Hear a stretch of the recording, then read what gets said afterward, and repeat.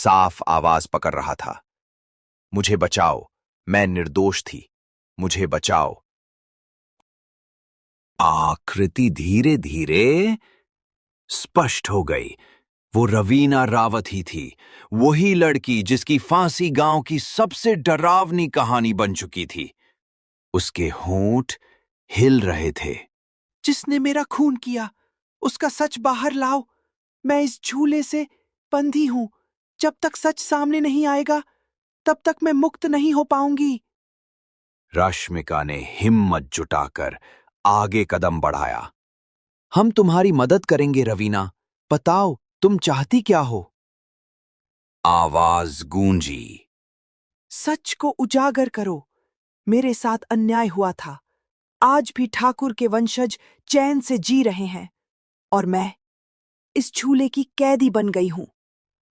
इतना कहते ही अचानक जोरदार हवा चली, पत्ते उड़ने लगे, कैमरे की स्क्रीन पर सफेद निशान भर गए और फिर सब कुछ शांत हो गया। झूला स्थिर था, आकृति गायब हो चुकी थी। प्रमोद, कृष्णा और रश्मिका एक दूसरे को देख रहे थे। अब ये सिर्फ डरावनी कहानी नहीं थी, ये एक अधूरी सच्चाई थी जिसे सामने लाना उनका फर्ज बन चुका था। उस्तानो देर तक घर नहीं जा पाए। प्रमोद ने अपने कैमरे में रिकॉर्ड की गई फुटेज चलाई। स्क्रीन पर हल्के उजाले के बीच साफ देखा जा सकता था कि झूला बिना हवा के अपने आप हिल रहा है और रिकॉर्डर में रवीना रावत की धीमी लेकिन स्पष्ट आवाज कैद थी। सच बाहर लाओ, मुझे मुक्ति चाहिए। कृष्णा के चेहरे से खून उतर गया था। वो हकलाते हुए बोला, मैंने बचपन में डरावनी बातें सुनी, पर ये तो सच्चाई है। अब इसमें शक की कोई गुंजाइश नहीं।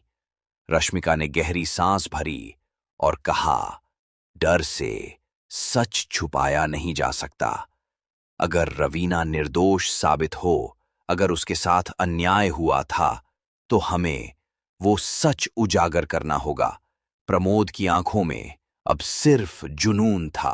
वो बोला, ये कहानी मेरी डॉक्यूमेंट्री भर नहीं है, अब ये एक मिशन है, रवीना की आत्मा को मुक्त करने का। अगले दिन गांव में अफरा तफरी थी। 15 साल का अनिल, एक मासूम लड़का, अचानक गायब हो गया था। उसकी मां रो रो कर बेहाल थी। पुलिस आई, लेकिन हमेशा की तरह कंधे उचकाकर चुपचाप चली गई। लोग डरते डरते फुसफुसा रहे थे। वो झूला अनिल को झूला ले बैठा। प्रमोद और कृष्णा वहां पहुंचे। उन्होंने देखा कि अनिल के घर वाले पूरी तरह टूट चुके थे। प्रमोद ने कृष्णा से कहा, अगर हमारे सामने आत्मा सच में प्रकट हुई थी और उसने कहा था न्याय लाओ, तो बच्चों के अचानक गायब होने के पीछे भी यही रहस्य जुड़ा है। रश्मिका ने तुरंत सुझाव दिया, हमें गांव की पुरानी हवेली की जांच करनी होगी। ठाकुर का परिवार जो कभी गांव का मालिक था, वही असली सुराग है। लोगों को डराने के लिए शायद उन्होंने इस आत्मा का राज दबा दिया। कृष्णा ने घबराकर कहा, वो हवेली, लोग तो उसके नाम से भी कांपते हैं। वहां आज तक कोई नहीं गया। प्रमोद मुस्कुरा गया, तो अब हमें पहेली का अगला टुकड़ा मिल ही गया। शाम के समय तीनों हवेली की ओर बढ़े। रास्ता सुनसान था। दोनों तरफ ऊंची घास और टूटे पत्थर पड़े थे। हवेली की हालत मानो 100 साल पुरानी हो। जंग लगे गेट, टूटी खिड़कियां और चारों ओर फैली वीरानी। गेट पर कदम रखते ही एक ठंडी हवा का झोंका आया। कुत्तों के भौंकने जैसी गूंज चारों तरफ सुनाई दी। रश्मिका ने टॉर्च ऑन की और बोली, धीरे चलो, हवेली खाली जरूर है, लेकिन बहुत कुछ छुपा हुआ लग रहा है। अंदर मकड़ी के जाले, टूटी दीवारें और धूल से घिरी हुई फर्श।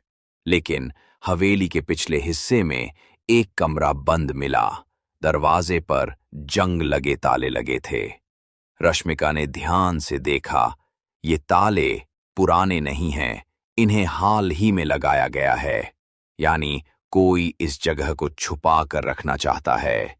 प्रमोद ने जोर लगाकर दरवाजा खोला और अंदर जो देखा, सबकी सांसें अटक गईं।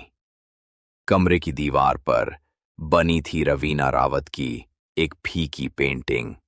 गले में रस्सी, चेहरे पर दर्द, और पेंटिंग के नीचे छोटे बच्चों के कपड़े पड़े मिले, फटे बिखरे, जैसे किसी ने उन्हें यहां फेंक दिया हो। कृष्णा चिल्ला पड़ा, यही तो है गायब बच्चों का राज। वहां मौजूद कपड़े देखकर तीनों सन्न रह गए। लेकिन रश्मिका ने तुरंत कमरे की तलाशी ली। ध्यान दो, ये जगह सिर्फ डराने के लिए नहीं इस्तेमाल हुई, बच्चों को यहां लाकर छुपाया गया है। सवाल है किसने?